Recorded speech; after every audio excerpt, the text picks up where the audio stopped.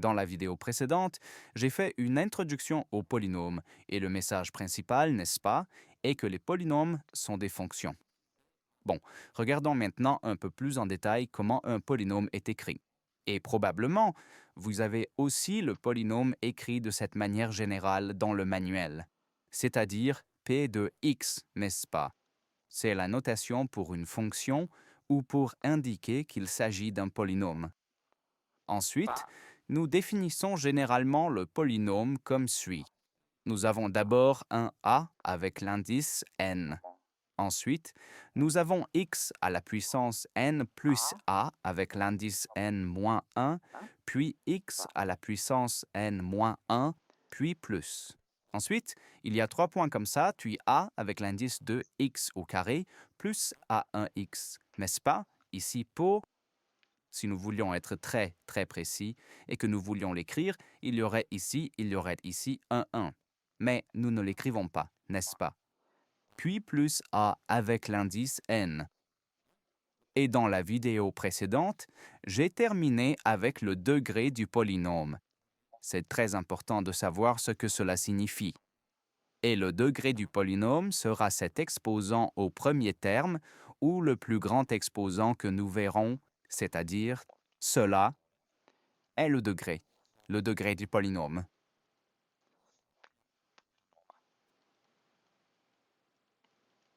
Je vais expliquer tout cela maintenant, hein?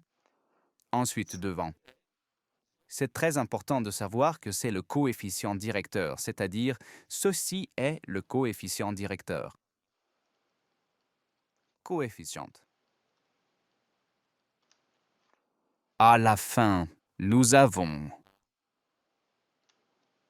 terme constant.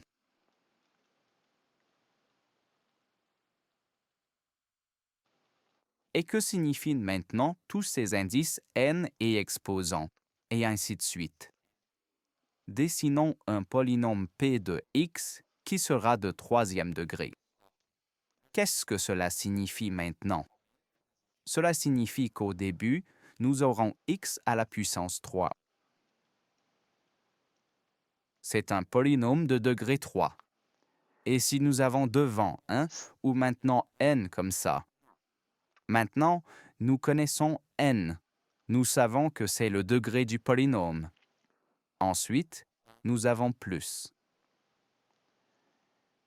Si ce terme apparaît, nous avons ensuite n-1, ce qui signifie que nous avons x au carré.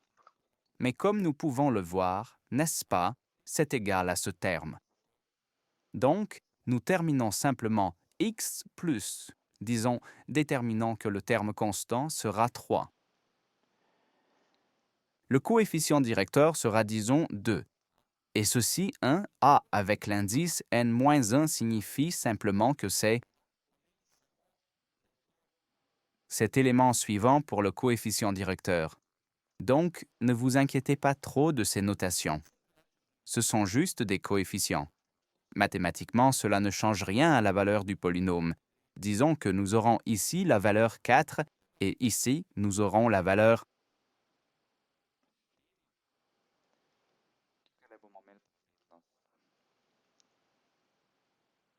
une moitié.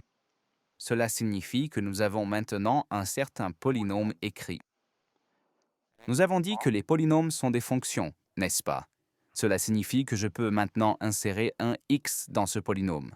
Par exemple, x est 2. Et qu'est-ce que j'obtiendrai? J'obtiendrai ik.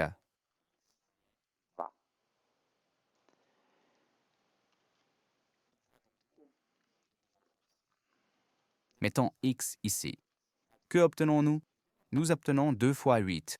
Cela fait 16 plus. 4 au carré est, 2 au carré est 4, fois 4, 16, puis une moitié fois 2 est 1, puis 3. Donc 16 plus 16, 32 plus 4, cela fait 36. Cela représente un point sur le graphique. Regardons cela dans Desmos, pour voir que c'est une fonction. Que se passe-t-il si nous avions au début A0 et B0? Nous aurions seulement une fonction linéaire. Nous voyons, nous n'aurions que cela. C'est-à-dire k puis la valeur initiale. D'accord? Nous avions C, 0,5, une moitié. À la fin, nous avons dit que c'est 3, comme ça. Ensuite, B, je dois regarder en arrière. Oui, c'est 4. B est 4. Réglons sur 4. Ce serait maintenant une fonction quadratique, n'est-ce pas? Cela signifie A est toujours 0. Ce terme n'est pas encore là. Nous avons seulement ceci. Cela signifie que c'est une fonction quadratique.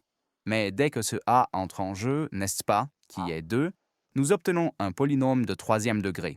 Voilà, n'est-ce pas, A est 2. Alors, qu'avons-nous calculé? Désactivons maintenant ces points. Nous avons calculé P de 2. Donc, nous avons inséré 2 dans notre polynôme. Et nous voyons, le résultat est 36. Cela signifie que si j'insère 2, n'est-ce pas, quelque part là-haut, très haut, comme ça, je dois vraiment m'éloigner, c'est-à-dire à 2.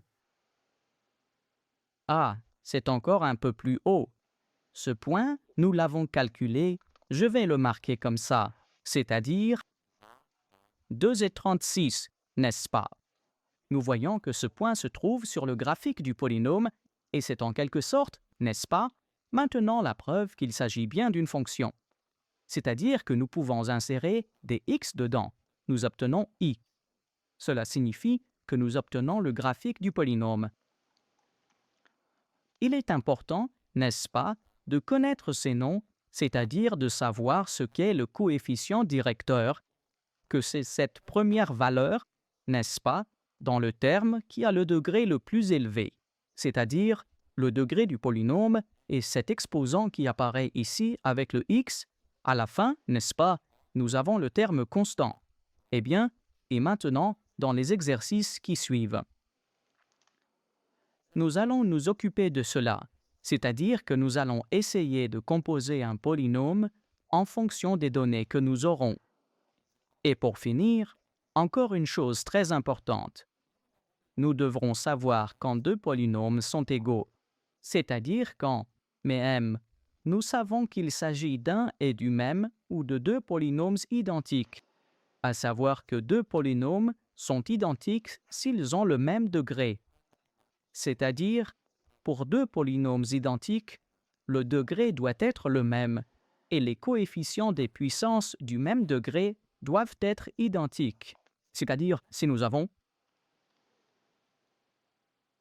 ces degrés, n'est-ce pas, ici par exemple 1, et nous aurons un autre polynôme, ces deux polynômes devront alors également correspondre dans ces coefficients aux puissances du même degré. Nous allons voir cela maintenant dans les exercices. Donc je vous invite, n'est-ce pas, à toujours essayer de résoudre d'abord par vous-même, puis de regarder la procédure et la solution.